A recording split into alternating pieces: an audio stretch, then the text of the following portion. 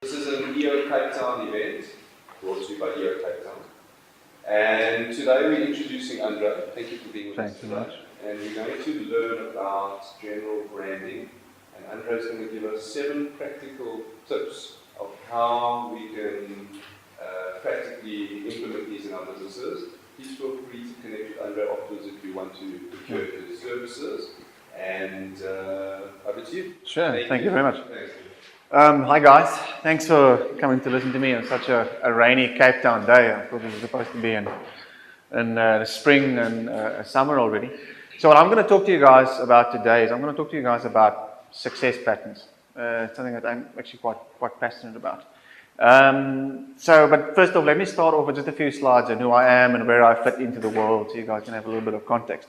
That burly looking gentleman over there is my business partner, a gentleman called Roux. He is a senior lecturer at the Vega School of Brand Leadership, and we've been in business for quite a few years.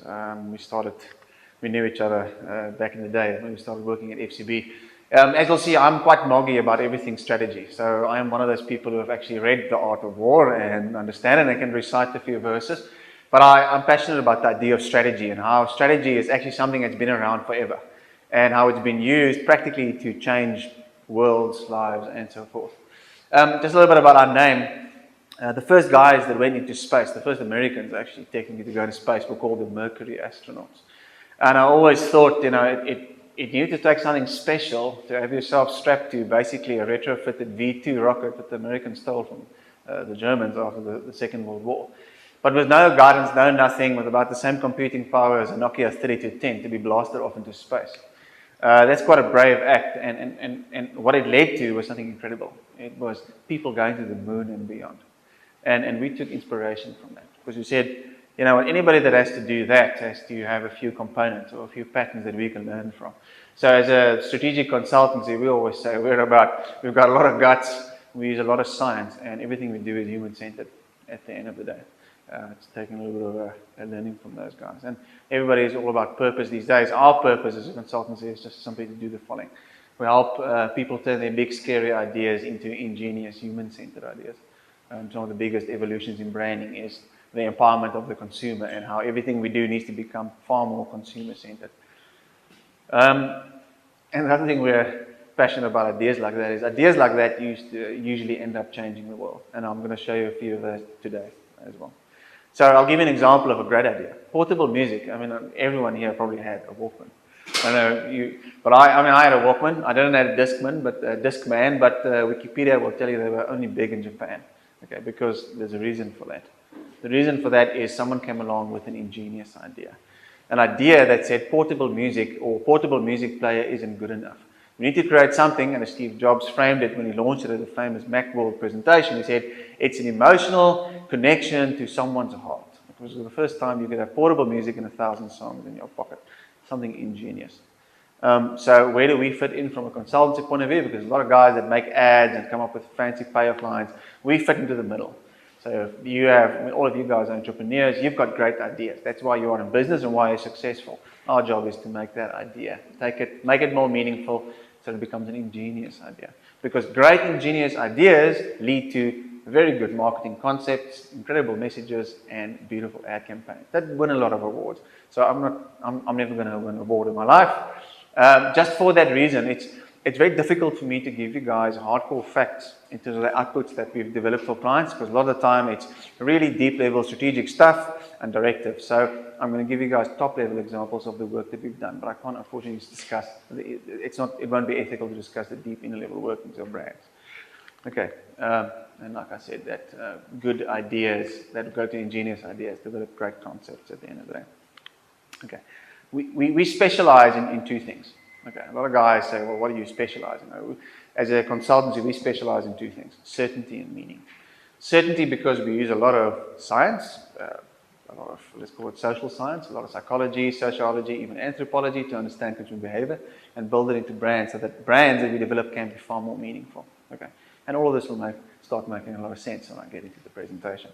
Okay, and because we're so passionate about all this, and I've got way too much time on my hands, we developed two bespoke methodologies. One is called brand systemics, which says that a brand is like a system, a living system, so it needs to be treated and viewed as a living system. And we use systemic thinking for that. And then it's something called the human brand theory, where we looked at success patterns and how you can use success patterns to grow brands and more human-centered brands at the end of the day. Just an overview of some of the brands that we worked on. These are just some of the new brands we've worked on in the past 2 years.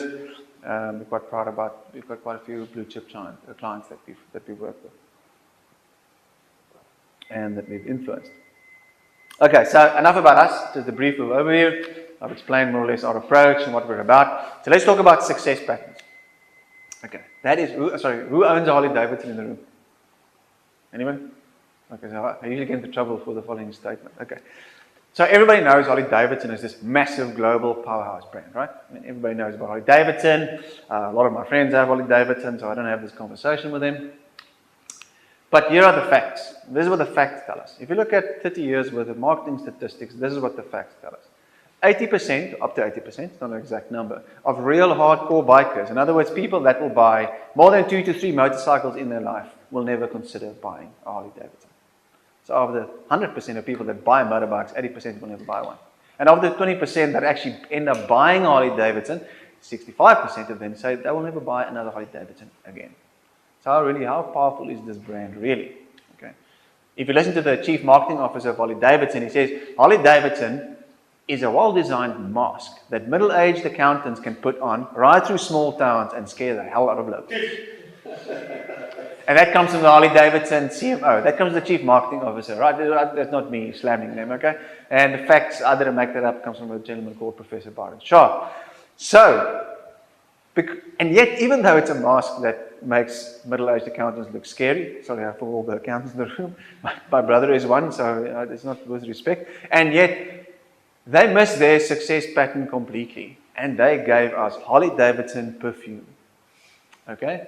It's, of course, in all the brand failure literature, this is the bastion. Everybody knocks Harley Davidson for how dare you come up with a perfume. You know, cologne, sorry, it's a man perfume. And like, who wants to smell like a hog? They're one of the few brands that have managed to patent everything, from the sound of their bike to the word hog. That's their CRM club or whatever. So here comes the thing. You guys might disagree with this. A lot of people will look at the idea, the brand extension of a cologne and a perfume, and they'll say, well, that's brilliant, because Ferrari sells pens and Ferrari sells sound systems. What's wrong with cologne, right? It's entrepreneurial in the conventional sense of how we think about entrepreneurs, right? I don't think so. I don't think so. And I'll tell you why I don't think so. It's because when I think of entrepreneurs, and when I speak to entrepreneurs, and I know quite a few, these words always come out. Even if you go to Wikipedia and you type in the word entrepreneur, these words come up, okay? Brave, out of the side of the box, innovative, necessity-driven, lean, sort of like the astronaut that went to space on the computing power of a Nokia 3210. Okay, so this comes directly from Wikipedia. I love Wikipedia. Academics don't like it. I don't know why, but I love Wikipedia because it's great consumer-generated information there. So the key thing that I want to say here is that people have been trying to understand the idea of entrepreneurship since the 1700s. I find that fascinating, that people have been trying to understand this group of people for about 300 years. It's fascinating. And one of the cool guys, one of the original guys to really find an in-depth study into this animal of the entrepreneur was Richard Cantillon. I'm not going to mispronounce his name. But what he lays emphasis on is this willingness of the entrepreneur to assume risk and to deal with uncertainty. And I'm sure that statement can resonate with you guys on some kind of level. I won't call myself an entrepreneur, but to some level I understand that. So here's the thing. If those are the key words and associations that we attach to entrepreneurs, then these guys are also entrepreneurs. And it's funny, people see them as business leaders and thought leaders and whatever. I think they're entrepreneurs. Okay. And there's a key thing about being an entrepreneur and why I love entrepreneurs. It's because even Tony Stark, Iron Man, is an entrepreneur. And you know what? So is Batman. Batman is an entrepreneur. And I think the idea of entrepreneurship is wonderfully stated by Steve Jobs in his iconic Apple Think Different ad, where he said, here's to the crazy ones, the rebels, the troublemakers. Okay, and I think he was actually talking about himself. A little known fact, he was doing the voiceover. So next time you see that ad on YouTube, Steve himself is doing the voiceover. That's his voice. But the reason why I love entrepreneurs and why I bring this up is I believe that entrepreneurs are the best brand builders in the world. Okay. And a lot of marketing guys will shoot me and throw bombs at me and all that stuff. The reason I say they are the best brand builders in the world is that I can factually prove it. Okay. Those are just some of the most valuable, most powerful brands in the world, all started by entrepreneurs. Okay. The most loved brand in the world. The second most valuable brand in the world. I think now the most valuable brand in the world, consistently under the top 10 most valuable brands in the world. Second most valuable apparel brand in the world, just after Adidas. Most powerful apparel brand in the world right now, Zara. The democratization of fashion. It's only an entrepreneur that can see something like that. So what fascinates me about this thing about entrepreneurship is this willingness and eagerness to accept risk, play the odds, and develop something bigger, because big risk equals big reward, right? But unfortunately, we have to face that we all are confronted with a modern reality. So ask anybody who's ever spent time in the advertising industry like me, the modern reality is pretty brutal. Okay, and it's brutal because of things like this. This comes from a great book from a gentleman called Martin Neumeyer. It's called The Brand Gap. He says, there is more than 1,349 cameras on the market. How do you choose which one to buy? Because I'm not going to talk about Martin Neumeyer, but I want to prove a point here, is that the consumer has been empowered. The power has shifted from brands right to the consumer. It's gone from, I only have 3 choices to I've got 100 or 1,000 choices in terms of where I want to consume, how I can consume, and what I want to do. And with that, an increased speed of innovation and the economy and the economic pressures, we are seeing, and this is specifically true to entrepreneurs, we're seeing more risk, more uncertainty, more data, more jargon, more pressure, and this question over, geez, like, is it worth it? In other words, is all of this effort that I'm putting in, is it worth the reward that I'm getting from it at the end of the day? So I'm not trying to paint a bleak picture, I'm just trying to be realistic at the end of the day. Okay, so here's another thing about branding. I love my art, I love what I do, but globally, more than 80%, and I think this comes from Forbes, 80% of global CEOs are not impressed with marketing. In fact, they're just not impressed with the marketing department because they say, number one, you've completely lost sight of what your real job is, making money for the company, building the brand. A lot of guys are saying that markets are just being in control of managing meaning. There's no return on investment or effective return on investment, and not a business performance-driven entity.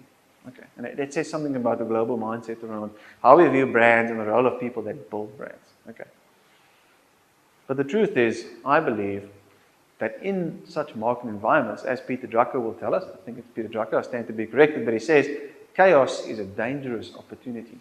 Within marketing environments like this, people with entrepreneurial mindsets, which I've now shown you, can build the best brands in the world. We need more entrepreneurial brands. In other words, brands that are lean, that are focused, that are functional, that are human-centered, that is built on great entrepreneurial ideas and thinking. So the challenge then for the 21st century is how do we build more entrepreneurial brands, or truly entrepreneurial brands at the end of the day. And that's why I'm here.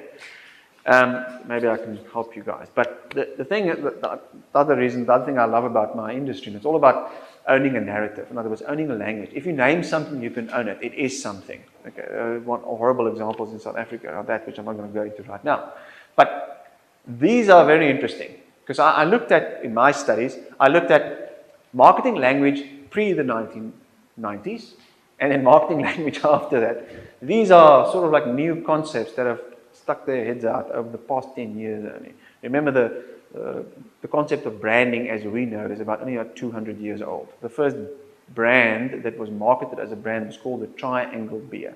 That red little triangle. It was sold at markets. It's still in existence today, but it's a niche beer.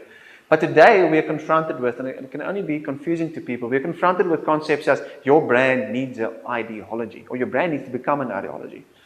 Your brand needs a purpose. And I was very impressed with you guys who got a great purpose statement. A brand needs to be all about engagement. It needs to tell a story. And I'm fascinated by this idea that people think a brand needs to tell a story.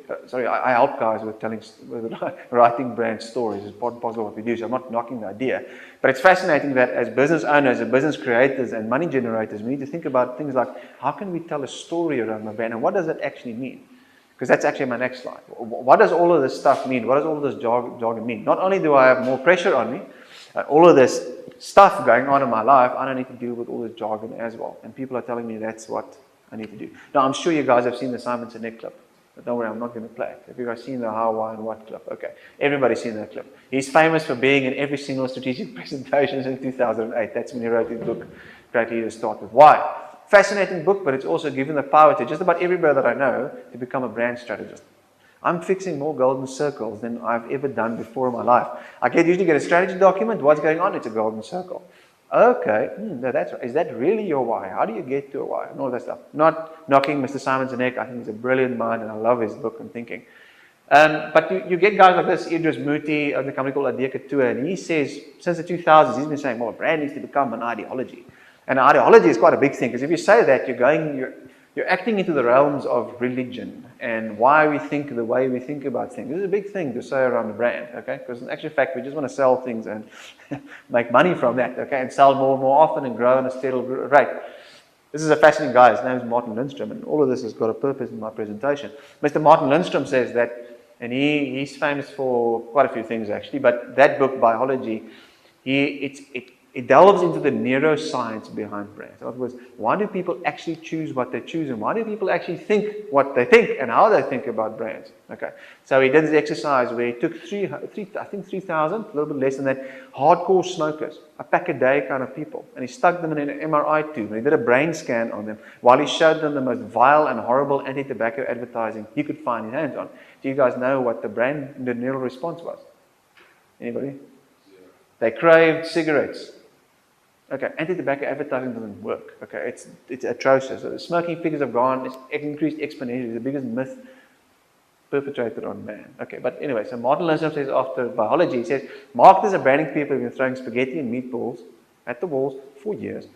And what he's trying to say is that we need to be far more scientific in our approach and how we do things. Okay, so I'm trying to paint a picture of chaos. It's not that bad, but it looks cool on screen, that word.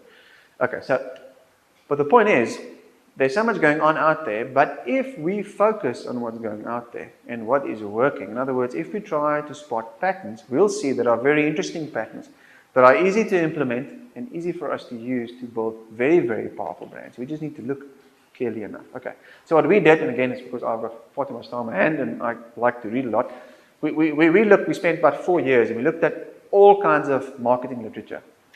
I had to read through books like Eric C. Clarke's The Want Makers, which is this scathing attack on the evil people that lives in advertising. It's incredible. This book is like, we need to be burned at the stake. So I read all of that stuff right through to the early 1900s, books written by Claude C. Hopkins and all of these guys. And these are the modern brand leaders. These are the guys that you need to read. This is the guys that are leading the field when it comes to brand thinking, what's going on there. And what makes them cool and credible is that they no longer have an opinion. They no longer sit around a table and think, in my 15 years, I've seen a few things and I think it's this. No, they actually looked at hardcore marketing statistics. And from those marketing statistics, because remember, for the first time, we are actually able to really measure stuff very tightly. Just like Martin Lindstrom, only in 2007, brought in MRI scans and neural marketing and stuff like that. These guys have done a lot of research. Okay, we start seeing very interesting patterns. Okay, I am a poster boy for this guy. Okay, he posted a great interview on Bloomberg Television yesterday on LinkedIn. Professor Byron Sharp.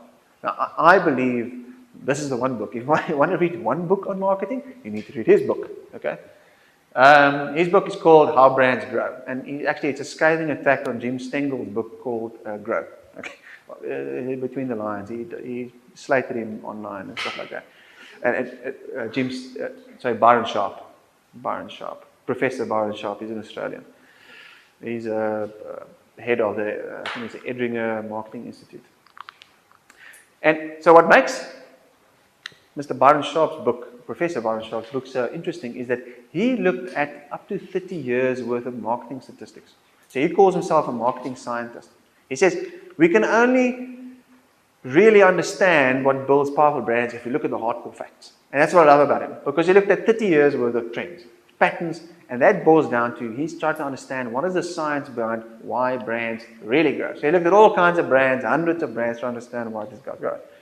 So let me share these. He says there are only 7 things. He says we spend far too much time trying to be different. No one buys. There is no research that says you people buy you because you're different. He said it's absolute nonsense. The other thing that he says we're obsessed with developing these rich brand onions This mythical brand blueprint with 1,000 words on it. And because of that, consumers are not going to engage with you because of your fancy blueprint. They're going to engage with you how you execute that brand blueprint. Okay. So very interesting. Byron says, Professor Byron Sharp says the following. He says, the number one rule of brand growth is continuously reach all buyers of the category. Okay, and later on I'll give you case studies where he proves this, and I'll throw in a little bit of the work that we've done. He says, we've developed an over-obsession with over-segmentation. We're going to hit 4.5% of that percentile of that age group, and we're going to hit them hard. Okay, what about the rest of the people? Okay, here's the interesting fact. Apple only became successful when they became the most effective niche mass marketer of all time. Think about it. Okay, Apple products are now far cheaper than what they were in the 80s. It's a little known fact. The second thing is, it says, ensure, and this is a no-brainer, ensure your brand is easy to buy. I use a lot of this to audit brands these days. And I do a workshop session and I audit it with guys. And I say to them, how easy is it to actually buy and consume your brand? And then I get them to rate their brand out of 10. And I actually try to, and I actually pull it apart for them. They realize, they're like, oh, geez, our brand is actually very, very difficult to buy. It's not easy for us. Not easy for people to buy this brand. It's not easy for people to consume that brand. Get noticed. Stand out. No brainer. Okay? We all understand that. That's marketing 101. Be different. Refresh and build memory structures. Okay, this is something that I'm quite passionate about, and where I think my company will go in future. It's this idea of creating better memory structures in the consumer's psyche so that they can remember you better. Okay, but it is a very, very important thing. Refresh and build memory structures. The fifth thing is create and use distinctive brand assets. Okay, so if you guys do a Google search now on brand assets, people are starting to talk about it, but for a long time people didn't talk about the idea of a brand asset. So I'll give you a very simple analogy of a brand asset. For Audi, Quattro is a brand asset. They went to create something strategically, some strategic lever behind the brand that's going to give them strategic leverage. Okay, but now here's the thing, it's a narrative thing. Things only become tangible for people when you give it a name, when you incorporate it into your language. Audi could have called it a very dynamic, incredible four-wheel drive system. No, they called it Quattro. In the same way that BMW calls their sport division M division. Okay. For Puma, Usain Bolt is a brand asset. It's something that's strategically created to give you leverage within your portfolio. Very, very important, because remember, point number 4 here is build memory structures. You have to be consistent in your approach. We do a lot of chopping and changing. I blame this in big part to advertising and advertising thinking, because we all know, you guys have probably had lots of advertising agencies. New guys come in and they're like, we're going to change the logo, we're going to change the payoff line, we're going to change this, we're going to change that. I'm not saying that's wrong, but within reason. Okay, just within reason. You can only truly build memory structures once you consistently communicate consistent messaging and focused messaging to people. Stay competitive. Okay. Again, it's a no-brainer. People are like, what? Stay competitive. That's such an obvious thing. But how competitive do you guys remain? Do you guys try and remain in light of your competitive set? So, you stay competitive by doing things like make it easy to buy and repeat purchase. Avoid giving excuses not to buy. Who owns an Alfa Romeo here? I just need to check again before I get lynched. No one. Okay, I own an Alfa Romeo. I love Alfa Romeo. I thought, it's like a cheap Ferrari. I'm going to drift it. It's going to be incredible. So what was our brand new Julieta? It was the worst consumer experience I've ever had in my life. The worst ever. Okay? The worst ever. Everyone. So here's the funny thing. I now own a Subaru Forester. Bulletproof, but usually my luck, I bought it that. Things are giving me a lot of problems.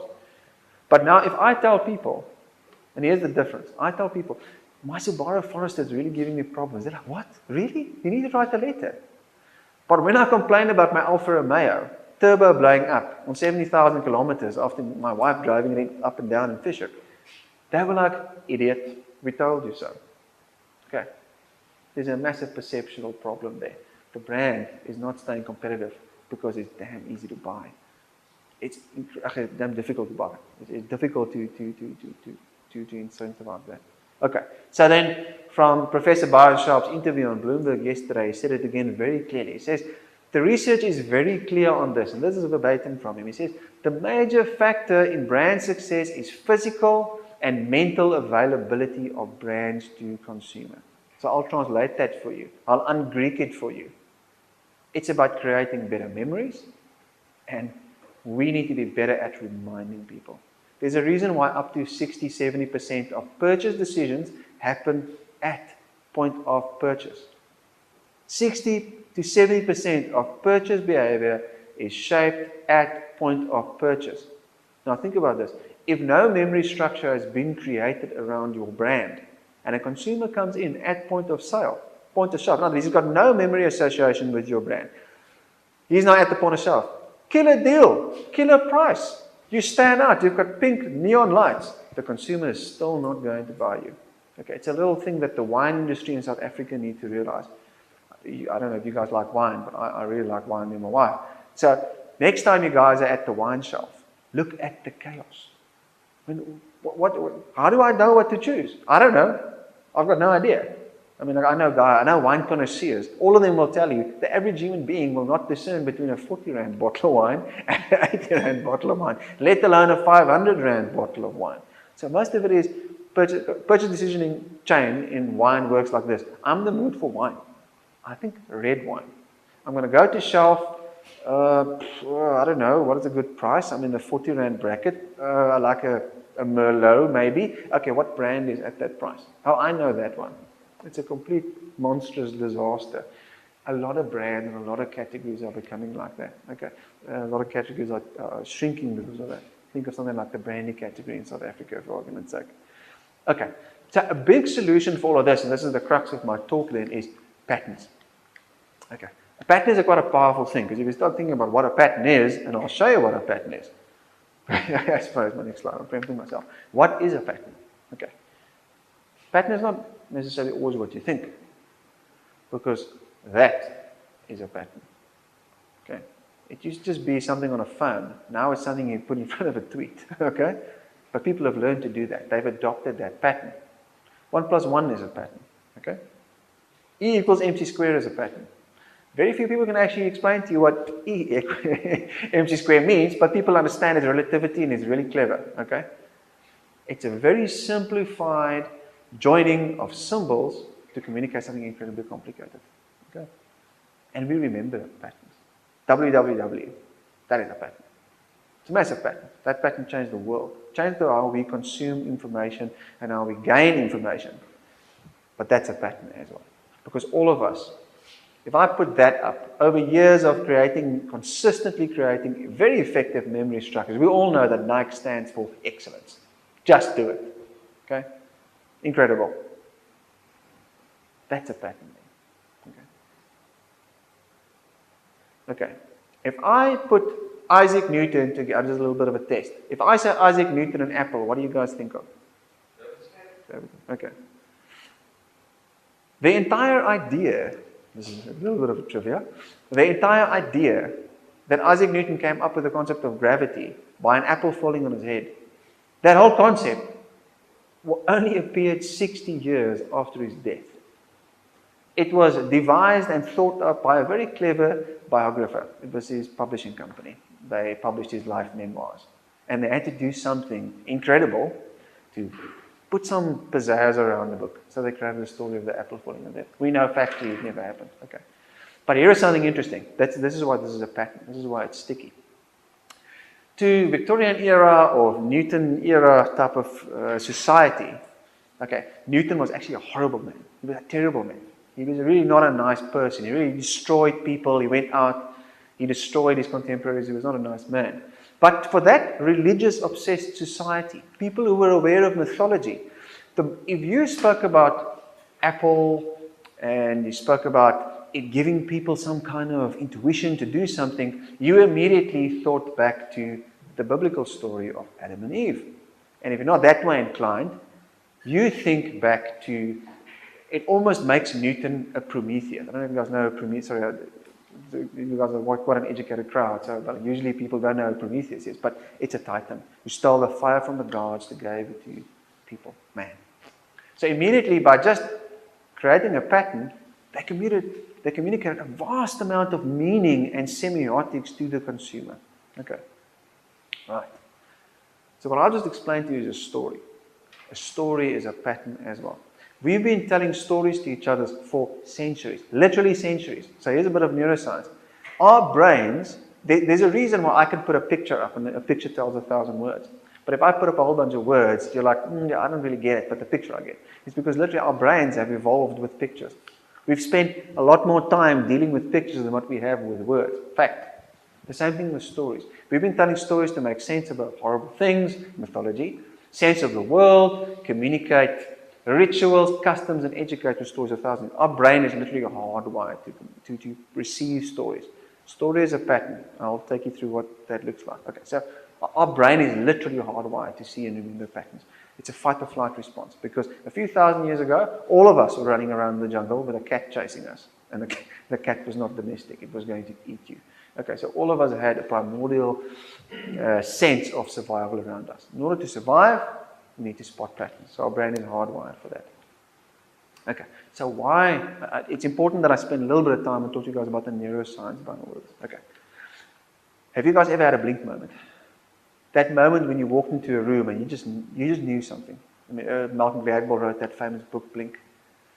It's just all of us have had blink moments. We just know something. We've got a gut feel about something, but modern society sort of like says to us, yeah, don't follow your gut, but it's a little bit iffy.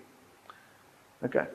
So here's the neuroscience on choice. This is one of the reasons why 70% or 60% of purchase decision happens at shelf. Today we know there are two types of decisioning systems. There's a system 1 decision-making system and a system 2 decision-making system. System 1 is unconscious, okay? And therefore, a majority of our decision-making actually is unconscious. So if you do effective reminding, if you do effective memory building, and you do effective reminding at point of sale, you will make the sale, okay? In the same sense that you've got conscious decision-making. In other words, a reasoned decision-making. I think about this, whatever. Sad fact of life is a lot of it sits over there. Okay. So marketers have told us for centuries there's nothing new. They say to us, we need to appeal to people's hearts and their minds. I say that's fine. In a modern world, we will need to start appealing to a consumer's subconscious, okay? Because that's where Blink sits. Blink sits in the subconscious. It doesn't sit in some rational kind of thinking pattern, okay? So here's the important bits of the consumer's brain that we need to think about. Please note, I'm oversimplifying this to a great extent, but it'll make sense if I explain it. So the front bit of the human nugget, the back bit, okay? And then these are the interesting spots. So this is a prefrontal cortex. It's your brain's computer. The brain's only got enough energy to keep 4 things in its latent short-term memory. And it's physically only got enough energy, okay, to focus on one thing at a time. So if you guys ever heard of this thing, single-minded communication, there's a reason single-minded communication works, because our brain works that way. So here's the interesting thing. A strong message, singular message, attached to a powerful image is far more effective. I've not explained to you why. Okay, that's a no-brainer, right? But if you do that long and hard enough and consistent enough, you start activating the consumer's sort of like emotional center, or the limbic system. Okay. But that's not enough. Because there's strong research that says that emotional attachment, if it's not maintained, erodes over time. That's it. It's basic relationship psychology, right? But the interesting bits for me, when it comes to modern brand building, is this. It's this little yellow bit right over here, and it's this orange bit over here. That is called your basal ganglia. And again, I'm oversimplifying this for all the neuroscientists who's going to watch this later on. This is your basal ganglia. Basically, it's part of your primordial brain. That's where all your habitual, autonomous, ritualized behavior sits. There's a fascinating book written by a guy called Charles Duhigg. It's called The Power of Habits. Fascinating book. I really recommend you guys to read it. It's all about habitualized behavior. And what we do, how we think about ourselves, how we think about the world, how we see the world, how we make decision making is actually all habitualized behavior. You can see it in the way that people drink coffee. They first pick it up, they take it to their lips and take a small sip. Okay? It's ritualized habitual behavior. If we go about building memory structures, and like Byron Sharp has proven to us in vast amounts of research, then it's about getting your brand in there. It's getting your brand into the habitualized, ritualized zone of your brain and creating somatic markers.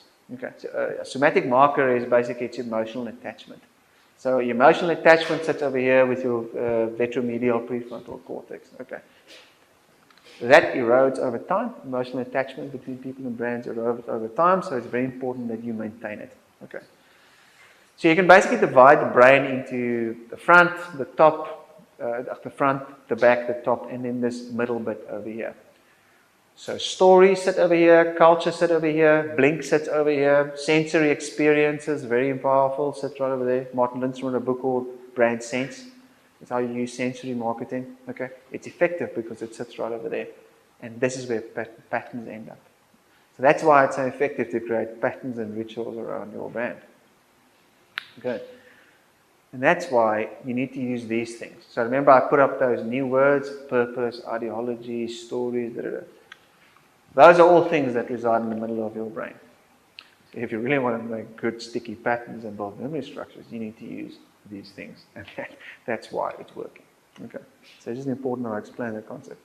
It's the same sense that if I put that picture up there, okay, well, if you're really well versed in mythology, you'll know that's Ares dragging poor Hector in front of the gates of Troy.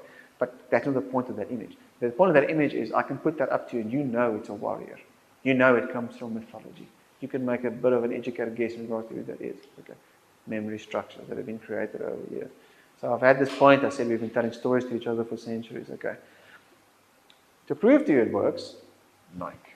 Nike is the best storytellers in the world. They always tell you a crusade. Think about any given Nike ad you've ever seen. It's an underdog beating the odds.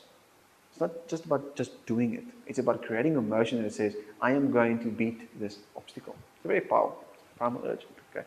That's a true story. There's this kid in England, I think, I stand to be corrected, who he really wanted to get into shape. So he jogged up this hill every single day, and Nike heard of him and they made an ad about it. And it Find Your Greatness. And Jude Law did the voiceover. Beautiful piece of work. Okay, so here's the thing. If you really want to build better brands, it's clear that we need to create better patterns around your idea. You guys have got all good ideas. That's why you're entrepreneurs. That's why you're in business. That's why you're successful. That's why you're an EO. You've got great ideas.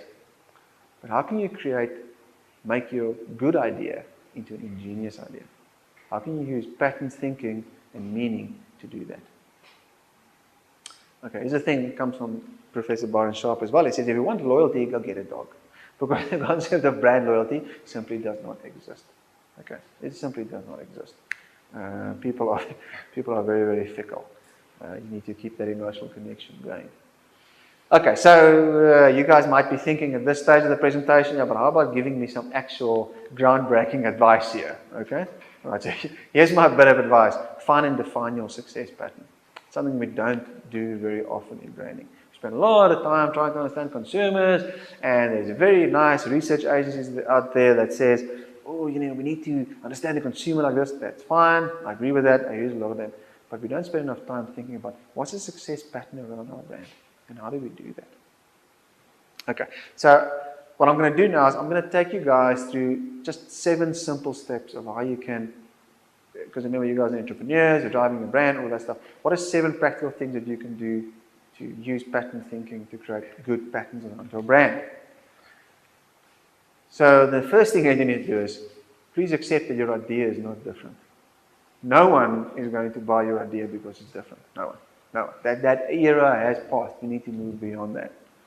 Instead, try and understand that it's what you do with your idea, just like Steve Jobs took ancient technology, portable music, and he turned it into an iPod. It's what you do with your brand that makes your brand meaningfully distinct. Now, you might say that's semantics. Now, there's a huge difference between being meaningfully distinct and being different. Okay, and again, I have to put this up here. It's my favorite example. The Steve. Okay. The first real practical thing is audit your brand against actual success patterns. So I'm going to show you guys very basic ones. It's different for every category. So the important thing to do is try and understand within your category, in the field that you play in, use these as guidelines, but what are the actual success patterns of in your category? I believe we don't do enough baseline profiling when it comes to brand thinking and brand building in the industry. Okay, so again, by looking at all of these guys, I just did a summary and said that there are these new laws of brand success. 7 of it is Byron Sharp's, which you've seen. But now just using these patterns, you can very simply generate a base profile of your brand. In other words, how is my brand doing currently? Okay, because you can say, if I say, does your brand reach all segments of the market? In other words, not your niche, but everybody. Your brand's never going to grow if it's just going to focus on a niche. It needs to focus on everybody, as many people as possible consistently. Okay. I'm going to present my presentation a little bit, but there's this great case study between Burger King and McDonald's. Burger King was great at doing niche marketing. Okay? And they sold a hell of a lot of hamburgers to that niche market. But yet McDonald's is the most powerful fast food retailer brand in the world, because McDonald's just says, we're for everybody. I can't even remember their slogan, but it's, they're for everybody. They want to reach as many people as possible, and they create brand assets and product to reach everybody. Okay, so that's the first thing. Is your brand easy to buy? It's an easy thing. It might be a complicated thing for guys in the service industry, but it's actually very simple to answer. Is my brand easy to buy? How simple am I making it for people? Is it a great experience to deal with me? Does your brand stand out? It's a very simple yes, no type of answer. You can rate that in terms of your competitive set. Does your brand build memory structures? If so, what are those memory structures that it's building? In other words, if people think about my brand, what do I think of? But over and above that, I've got this problem with certain components of consumer research. We keep on asking people things that they don't know. So we ask people, what do you think of Nike? Oh, geez, we think this. What do you think of ASICS? Oh, I don't know. I think it's this. I think it's that. Logically, more people will know about Nike than what people will know about ASICS. Or I'm just using ASICS as an example. I think they're a very good brand sponsoring the Springboks right now. But the point is, you do a lot of research, but a lot of it's biased because you get information from people that actually don't know. Okay, so rather spend time understanding people. Rather ask yourself, what memory structures are you trying to build, and how effective are you in that? Does your brand own unique brand assets? Is the brand competitive? It's important, I've shown to you from a neurological point of view, it's important to have that higher purpose of making a difference. Jim Stengel's study says very clearly that brands with a higher purpose, if you look at Standard & Poor's 50 fastest growing brands, the 50 fastest growing brands of Standard & Poor's all have a higher ideal of making a difference. I'll give you guys an example of that right now. Does your brand have a defined, unique, stable identity? It's very, very important. It comes from a lady called Carol S. Pearson and Margaret Mark, who wrote a book on archetypal branding. And again, they see brands that have a stable, singular identity. Nike is always a warrior. Apple is always a challenger. Virgin is always a challenger. And look at brands that are sort of like struggling, like Levi's. They've lost their identity completely. And people don't know who they are. So in other words, the reason identity is important is because of it. Identity helps you to build memory structure. Is your brand famous? There's a guy called Peter Fields. He wrote something called the Gun Report, where he says, again, looking at 12 years worth of marketing statistics and looking at what is effective communication. Communication that creates fame. In other words, I know about you. I want to share you with my peer group. That's fame communication. So it is, everyone knows about your brand, but are they sharing it within their peer group? The really clever marketing guys are saying that's where future brand equity will come from, is how shareable your brand is within a community or a group. Okay, and then is your brand telling a compelling story? Nike always tells a crusade that does in a compelling way. I don't know if you guys have seen the new Johnny Walker ad with Jude Law and that Italian actor sitting in the back. That's great, engaging storytelling. It's taking you on a journey, communicating.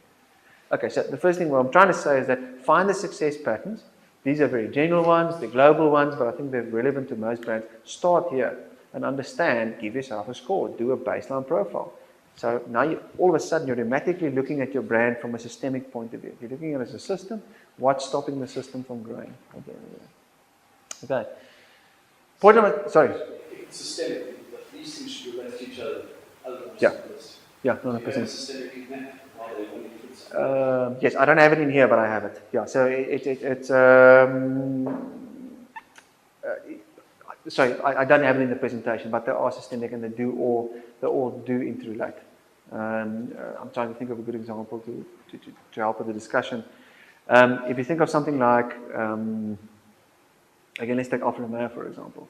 It's a nice driver's car, but it's systemically, there's a lot of problems with it. Everyone knows the service, the parts, and all that stuff. But yes, okay, it is systemic and it all works together. It does influence each other. Okay, and then, now here's the key thing, is create a memory pattern around your idea.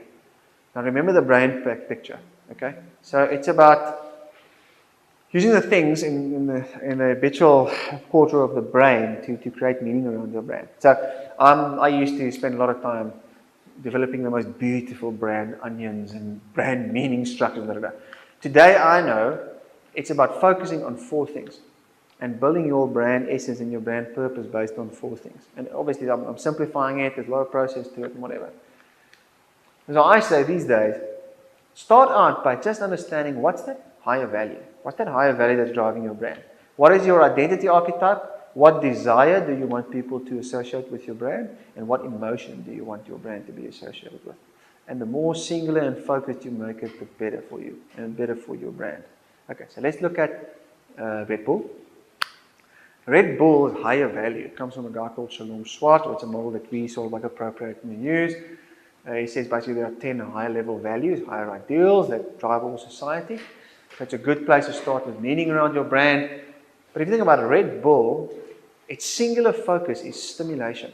I'm stimulating your senses. Okay? Its identity is it's always a rebel.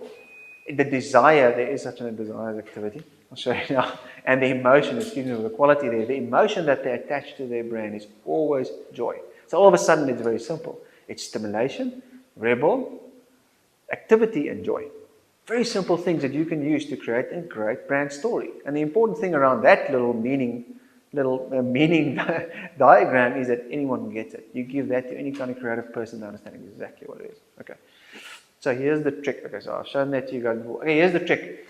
It's easy for us to disseminate that stuff because we use, unfortunately, you need tools to develop stuff like this. So there's a whole bunch of tools out there. This is one of the ones that we use. This is an archetype of a brand model developed by Margaret Martin Carroll Pearson. And it says there are 12 different brand archetypes. Okay. So those are sort of like the archetypes. Like Nike is always a warrior, Apple is a challenger, Samsung is a visionary, a magician or a visionary, Coke is an innocent, Starbucks is a seeker, IBM is sage, and so forth and so on. Okay. So the thing is, remember all these archetypes, if I say to you, what's a leader? It sits in your brain. So it's all about just guiding meaning around that. We also use tools like this. This is a higher desire wheel developed by, I think it's a brain surgeon called Stephen S. Rees in his book, 16 Basic Desires. And you can see there are 16 very basic desires. So I believe desires trump needs any given day of the week. There are lots of needs. People have lots of needs, specifically if you're targeting a wide audience, so rather focus on the desire. So it's higher ideal, archetypal identity, what desire, and then emotion. So from Jim Stengel's book, Grow, he says, Red Bull does not exist to make energy drink. It exists to energize the world.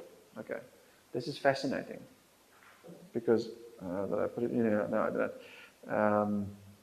It's the reason why they get to throw people from space, and everybody thinks it's cool. I mean, it's incredible. Think about it. My brand is so strong. I can throw people from space. The guy might die, and it'll be okay. Okay, it's incredible. It's incredibly powerful. Okay, and then so here's the thing. This is a new thing that I'm trying to get people to understand. It's define your value edge. And you'll see all of this stuff works together again systemically to create a memory structure. So the fourth type of memory structure you need to create is that of value. I believe we are positioning brands in the completely wrong way. There's a lot of marketers who will shoot me for this. I will be slated globally, tweeted. It'll be incredible. But I believe that we need to position brands according to the amount of value that will offer the consumer. For years and years, we've been positioning brands in order to differentiate them. We're going to position it like this in the consumer's mind so that it's distinct and different. I think we should try and position brands according to the amount of value that it adds to your life. So how do you do that? I believe, this is just my little theory, based on quite a bit of research, but I believe that value lives in four areas. There's functional value, okay? Value for money, taste, whatever your category might be. Emotional value, how it makes me feel, because, you know, as much as what I like Apple, I own no Apple products, but it makes designers feel great. So in my industry, you need an Apple because it makes you feel incredible. Social identity point of view, so I just want to see how we're doing for time. Excuse me, I'm nearly done. Social identity, in other words, what does it say about me to my peers? Very important in South Africa. We're a very status-aware society. And individuation. Individuation is a Jungian psychology concept. It says, how does this brand help me develop into the person that I want to be? Okay, so it's very simple things to go and define. But what is nice about this is I can compare it to my competitive set. It's a very simple thing that I can compare to my competitive set. Okay, so here's the interesting thing. The difference between expectation and actual delivery That's called post-cognitive dissonance. This is the reason why value is so important. If you continuously exceed the value expectation of your client, you will neurologically build far better relationships with your audience and your client, because it's called post-cognitive dissonance. It's that wonderful feeling that you get when you're surprised. Okay, just surprise your client every single day. I have a close to, I'm going to say that, in page 8 of Kotler's Millennium Edition, it says, brands exist to delight the consumer. And then they change that for some reason. But I love that statement, because the delight lives in that, how much value that you're giving your consumer. Okay. And like I've seen with Subaru, it's just the incredible service and care that they give me, because they know this product isn't up to standard. They could have told me to bugger off a long time ago, but they have not. Okay. Right, this is a tool. This comes from a book called The Blue Ocean Marketing Strategy. We're running a bit out of time. I'm not going to spend time here, but this is a great tool for you to map out your value offering. So, because you can actually draw like this. They don't necessarily use it like this, but you can use it like that. You can just map out functional value in the category, emotional value in the category, individuation and self-expressive value within the category. And then you can start mapping your competitors, and you can see how can I outvalue them, and on what metrics should I outvalue them. And remember, functional has got a lot of them. This is Yellowtail Wine. It's a great case study of using Blue Ocean Marketing. Okay, and then tell a story. Okay, so there's actually quite a lot of science behind telling a story. You won't be able to tell a good story if you haven't done the memory creation. So if you haven't done your higher value, your archetypal identity, and then the other two things, you won't be able to do a good, compelling brand story. Okay, brand stories are a lot of science behind it, because we've been telling stories to each other for thousands of years. But a good story always looks like this. You are presented with a current reality. That current reality, I'm happy, I'm sad, whatever it may be, but there always is an inciting incident. That inciting incident creates tension in the consumer's mind, because I thought my world was like that, but now you're telling me, no, it's not like that. It's completely different. Okay. That creates tension. In our minds, again, neurologically, we need to relieve tension. It's part and parcel of our primordial drive to survive. So your brand, then enters your brand. Does conflict resolution, okay? Ends up in a climax, Batman punches the Joker, and you end up with a new reality. So in the basic sense is, a brand story is always about how your brand changes the reality of your consumer's life for the better. So again, you can only do that once you understand what your archetypal identity is. And you can only do this once you've defined what your value offering is. Okay, then behave better. Okay, you want to know how to behave better. So can I have 10 more minutes, or are we under time constraints? Anybody? Okay, but that's fine. I'll keep it short. I won't go through all the case studies then. No, it's fine. Sorry about that, guys. But use Byron. Mr. Byron Sharp, and it's apologies I can't go through all of this. I'm going to finish and come back to this. But use the 7 laws defined by Mr. Byron Sharp to behave better in your category. Well, this is a set of rules that will help your brand to behave, function more competitively in your category. Because it's very, very important to think about how easy your brand is to buy. In the wine category, part of the problem is it's damn difficult to buy a wine. It's difficult to spot it on shelf. Okay, just some of the brands we worked on and so forth. Okay, then it's a systemic loop. Start with the end in mind. Implement the stuff, create your pattern, but audit again. Benchmark, consistently benchmark. So I mean, if there was a loop, the loop would look like this. Baseline profile, find a good human-centered idea. In other words, a strong idea that's going to change someone's life, just like the iPod changed people's lives. Create a meaning or memory structure around the brand. Tell people how it's going to add value to their life. Behave better. Tell a compelling story, and start all over again. So this is just, I come back to this willingness of entrepreneurs to assume risk and a great deal of uncertainty. Remember, you guys are the best brand builders in the world. I've now proven it to you factually. But because of that, and because of what you do and how you think, use pattern thinking. Because patterns, like I've shown you, and it's different for every category, it's practical, it's scientific, it's easy to implement, it's easy to audit because it's a pattern that's observable, it's focused and simplistic, not simple, it's able to be replicated, which is very, very important. Okay, and then it's systemic. I'm all about systemic thinking and understanding how the brand functions as a system. Because if you do that, even in your chaotic environment, it'll go from more risk to more controlled risk, uncertainty, and reward at the end of the day. And it's proven. Okay, because at the end of the day, being an entrepreneur is all about being compelled to be brave, out of the box, innovative, necessity-driven, lean, functional, and pioneering. Patenting can do that because it's lean brand thinking at the end of the day. And remember, this is not brave outside of the box thinking. This is breaking with your success pattern. All right, stick with that 20% of people that actually buy your brand, which is doctors and lawyers. Thank you very much. That's me. Okay.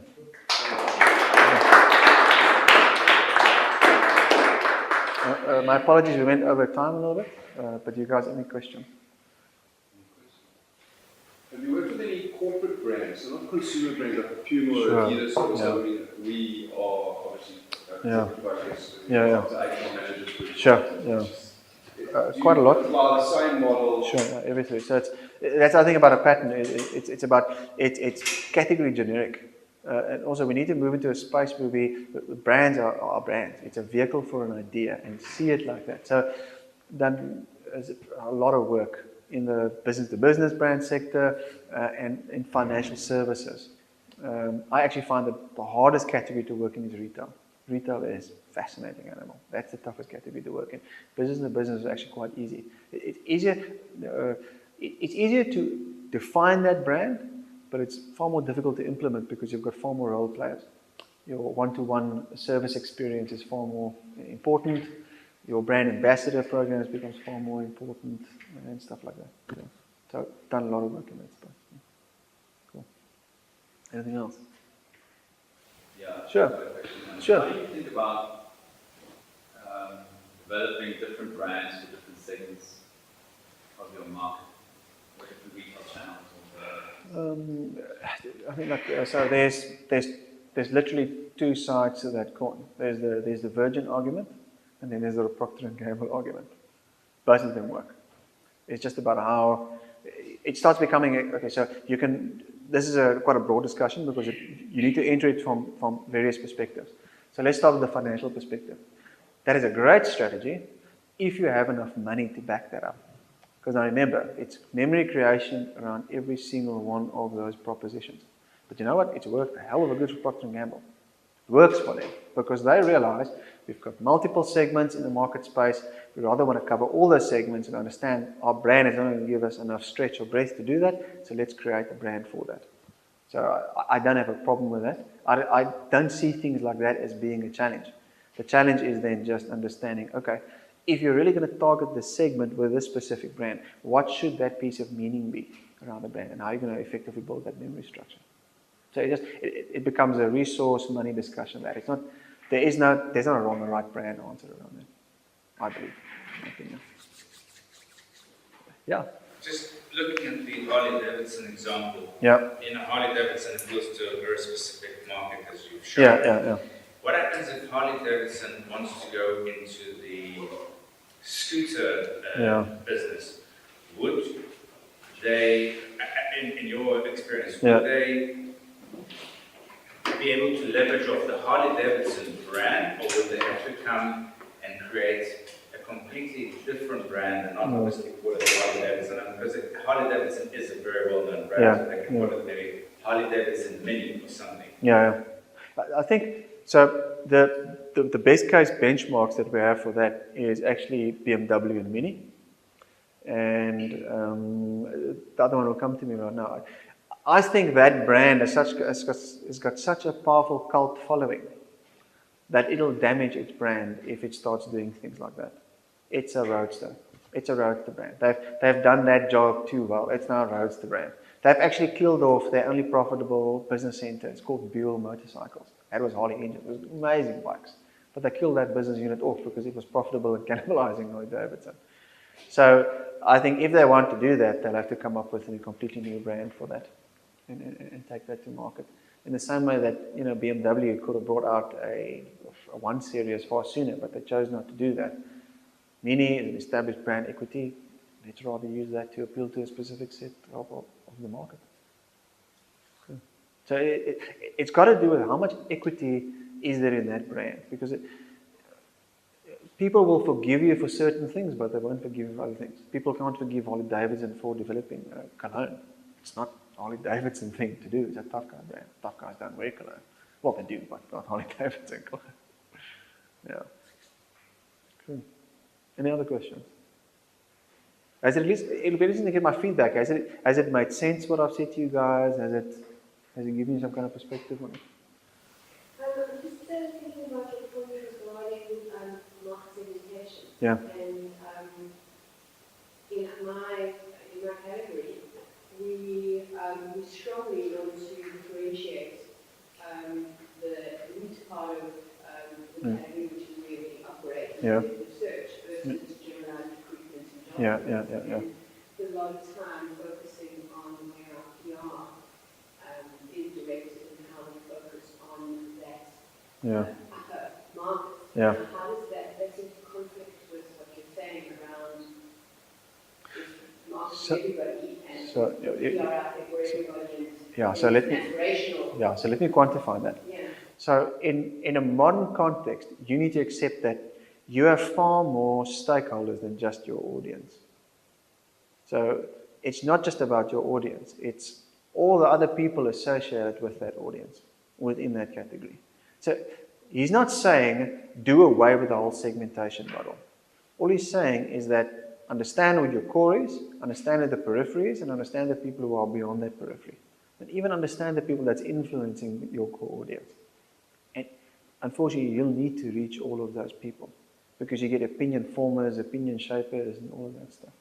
So I understand your point, but it's not. You need to be cautious in regards to over-segmenting your market, because the moment you start over-segmenting, you start boxing your market, and you start losing that innovative scope that keeps your business agile, and it'll give it the ability to grow. Because the other question is, how fast is your category growing? So is your category, in other words, your pool of resources, growing fast enough for you to grow as a business? So then if it isn't, or it is, fine, then continue hitting that market. But at some stage, you'll need to branch out. So here's the other thing. If you continuously focus on that one market, Harley Davidson example, you become that. This is it.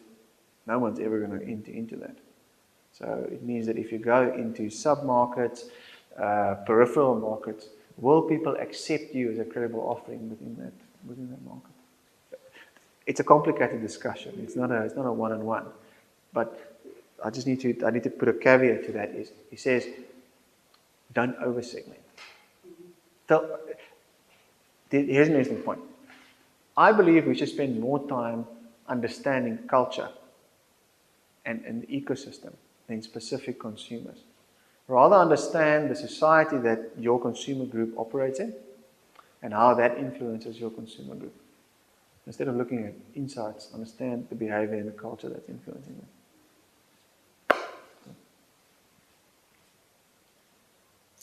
What you're saying is to keep the same consistent message. Yes, 100%. Every segment. Yeah, 100%. Because remember, you've got brand. One of the points was create brand assets. So it's about understand what brand assets can I create to appeal to specific markets or overcome specific areas of concern around my brand. So that's all it is. So it all needs to be rooted in one message. Your purpose doesn't change because you're hitting another market. So Red Bull, regardless of who it is, there to energize you, energize the world actually. So that's it. But in other words, understand one key message. What brand assets should I put on the table? There's no way that BMW would have been able to appeal to the new market that it is without developing a 1 Series BMW. The message is slightly different, but it's still joy. The BMW brand is about joy. Interesting fact, when I was a student, it's not that long ago, let's say 20 years ago, I started working on advertising and I worked at FCB, and they had the Toyota account. And back then, for aspirational young black guys, just making it in the market, their aspirational car of choice, the first car that I want to buy was a Toyota Taz. I don't know if you guys remember the Toyota Taz or the Conquest. That was it. And they had a name for it. Again, remember how important it is to name things. They called it a starter pack.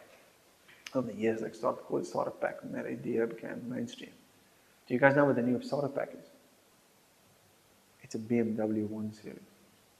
So it shows you how we've evolved. 20 years we went from a Toyota Tayas. That was the aspirational horizon to BMW 1 Series. That's how aspirational we've come as a society. It's massive. It's massive. It's massive. People tell us, if people tell me South Africa is not developing and evolving, they're talking complete nonsense. It's really evolving. It's a very complicated market. Cool. It looks like you want to say something. No, I think you covered what I was going to say. There's magic in this, in your message, Yeah. and ultimately the pattern you're creating that Yeah, yeah. cover the whole market, from Exactly. the consumer right through business, SME, enterprise. Exactly. That's pretty tough. Yeah, no, it is. It's a difficult industry, but I think again, I come back to that point of it's just about understand what your brand is about. I mean, there's a great case study around Levi's, and how Levi's tried to become a fashion brand. So that the same kind of discussion. Our business is not growing, the jean market is shrinking, we've got business constraints, we need to continue growing. So let's appeal to more people. So instead of just staying true to who they are, just jeans. Levi's is jeans. It's a jeans brand for hard-living people. That's what Levi's. That's what I named Levi's. Instead, they said, no, we're a fashion brand. And because we're a fashion brand, we can come up with fancy cuts and stuff like that. So they lost themselves completely. So now they're not appealing to anybody. If they just stayed true and said, we are real jeans for everybody. So what does real jeans look like for, I don't know, market X, market Y? They would have been far more effective because they have credibility. Their memory structures is based on that. Now they're just, I've seen ads, they've got this new Go Forth campaign. And again, it's in every single strategic presentation ever. And it's amazing or whatever. And yet, between 2006, and I think between 2001 and 2006, the brand value, the valuation of the brand halved. It went from $3.2 billion to $1.8 billion in brand value in 6 years. Only Kodak has seen a decline like that. Literally. It doesn't even appear on any brand evaluation scorecard anymore. So it's under the top 200, top 500 brands in the world now. So I've seen ads in their Go Forth campaign where they are quoting George Gordon, Lord Byron, the poet. So it's appealing to the millennial market, just like Converse shoes. But Lord Byron? I have English Literature 3. I struggle to understand Lord Byron. How the hell is that going to appeal to a millennial? No, but it's out there and edgy and funky. No, it isn't. You're missing your market. You're missing who you are. So I think to answer your question, it's about understand who you are, understand that memory structure. That can never change. Apple will never not be a challenger. And the moment brands break that pattern, you can see. People don't trust them anymore. Maybe you're not the same brand anymore. So yeah. Know your brand assets so that you can appeal to specific markets.